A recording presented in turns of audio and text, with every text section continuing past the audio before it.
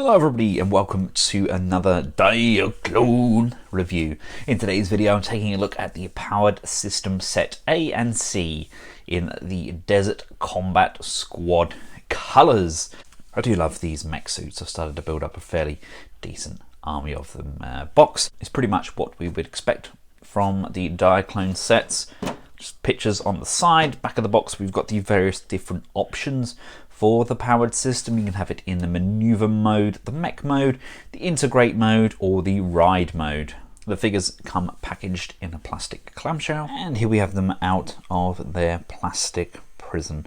I actually really like the desert camo colours. I think I prefer that to a lot of the other variations. Now our containers are the same as the other releases. The only difference being really is the colour on this set, but it's nice. It reminds me very much of the stuff that we're getting from Acid Rain. That's that sort of colour scheme, and it's just another colour of the rainbow to add to your Diaclone collection. We get the same guns and launchers as we've had with the previous sets, but this is my first, I believe it is the first set of the camo colours, but all in all it's a pretty decent looking set. I especially love the look of that Powered System Set C. I love that translucent red. So as he's my favourite, let's start off with him. As you can see, the pilot is done in this really nice black and tan. The pilots have that same level of detailing on their faces that seems to be throughout all of the figures. I just wish they'd carry that over to the Transformers line with their human looking figures. Let's close that dome off. I absolutely love the look of this powered suit. Now of course we do have the option to rock these legs backwards and compress the arms and add them to their carrying container. There's space on either side to store our weapons, and the containers themselves can actually join up using these brackets, and then we can just store our weapons, etc.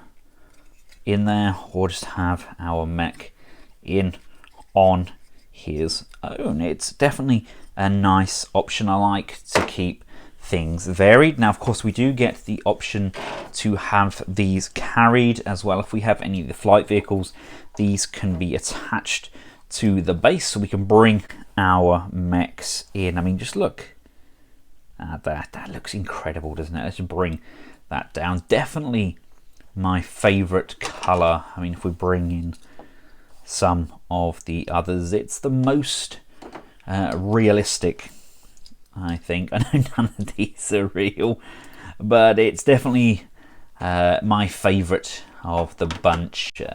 This one's probably pretty close second. I just love how the visor looks on this, and the blue and silver is a really nice combo. I love the variation in these, that the domes, etc. all change as per the individual mech, and then the design and shape is all completely dependent on the A, B or C.